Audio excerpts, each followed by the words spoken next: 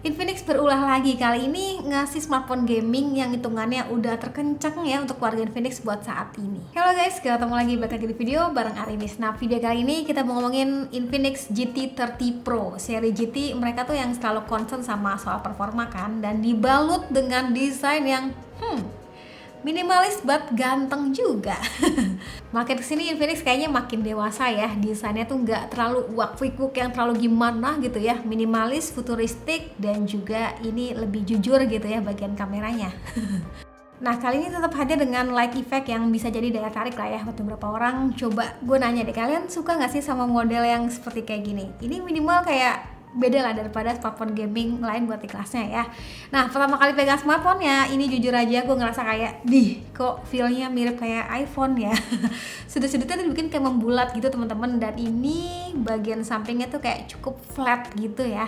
Ya kalau kita genggam memang berasa kaku ya, jadi pakein casing aja. Nah, ngomong-ngomong di bagian casingnya kenapa dibikin abu-abu ya? Kayak nutupin warna asli back covernya yang menyala nggak sih? Kayak jadinya tuh agak butek gitu. Nah, yang menarik tuh sekarang dikasih juga GT trigger ya bagian atas ini kayak L1, R1 gitu kayak main PS gitu ya.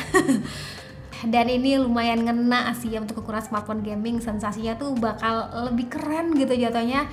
Dan ini cukup berasa getarannya teman-teman. Ini terakhir gue nemuin kayak gini tuh di ROG Phone sih ya. Saat main pun seru karena udah dikasih dengan dual speaker juga kan, lebih balance tuh jadinya. Overall kalau ngomongin bagian desainnya udah bagus, terasa solid gitu ya. Dan SIM tray ini support dengan dual SIM aja ya, nggak bisa menggunakan tambahan micro SD. Untuk bagian layarnya, layar sendiri tuh 6,78 inch, resolusinya itu loh 1,5K, kualitasnya tuh yang jernih, detail, tajam ya. Gue love banget lah, ditambah lagi bezelnya udah terbilang tipis di tiap sisinya.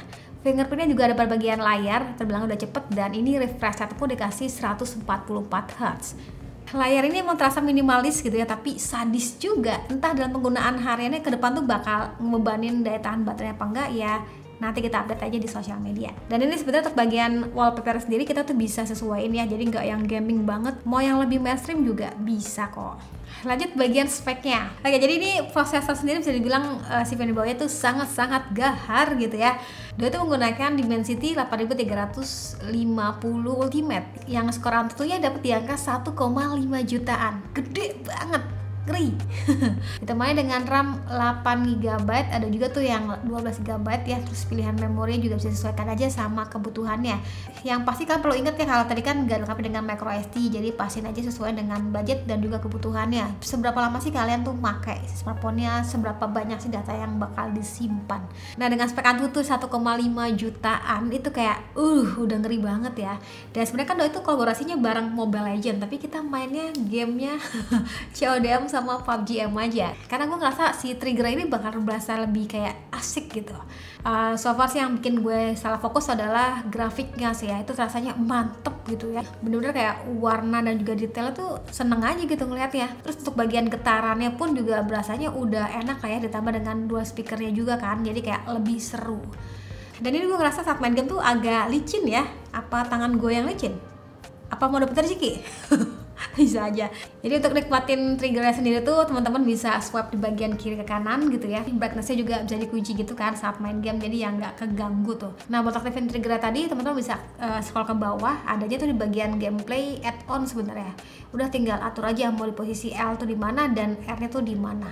Smartphone ini terbilangnya tipis dan baterainya cukup gede 5500 mAh, dan pengecasnya tuh dikasih 45 watt. Yang menarik udah support juga dengan wireless charge dan juga reverse wireless charging. Itu udah hitungannya fitur refleksif sih ya.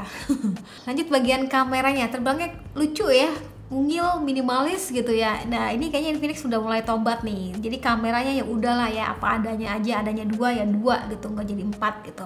Ya emang sih kamera model kayak gini nggak terlalu banyak cerita ya, tapi nggak terlalu yang jadi concern gimana juga untuk bagian desainnya.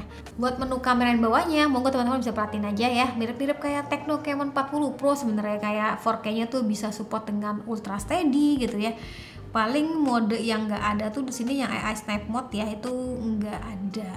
Terus ada juga mode vlog, ada juga super night hingga dual video gitu ya, yang kalau AI snap mode itu nggak ada. Dan berikut untuk beberapa sampel foto dan juga videonya. Hasilnya ya khas Infinix ya, yang saturasi warnanya terbilangnya udah menarik untuk posting-posting di sosial media.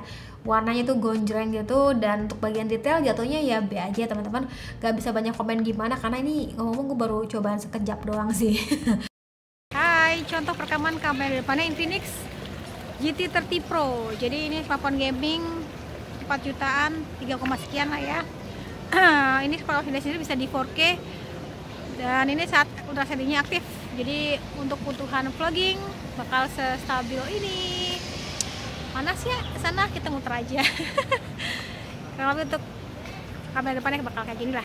Lanjut buat perekaman kamera belakangnya bakal secetar ini. Panas. Mau pulang nih, kita habis main tadi di time zone cenah. Yang juga menarik bukan cuma soal gaming gitu ya, tapi smartphone ini juga dilengkapi dengan berbagai fitur AI. Adanya namanya Infinix AI di sini. Dari mulai ada asisten Volex gitu. Ini cara kerjanya tuh sama kayak Gemini lah ya. Tapi ini bisa nih membantu kayak ngebuka aplikasi by suara gitu. Lebih pintar jatuhnya.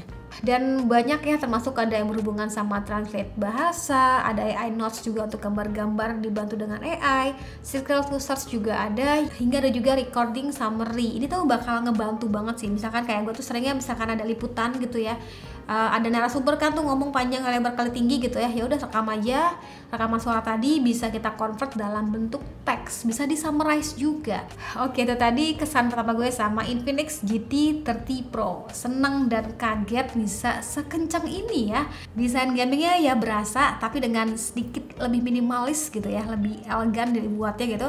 Dan ini ngebuat santuy juga kalau dipakai untuk kebutuhan harian yang nggak melulu soal game sebenarnya, karena layarnya juga mantep kan, 1,5K AMOLED. Ini gue love banget.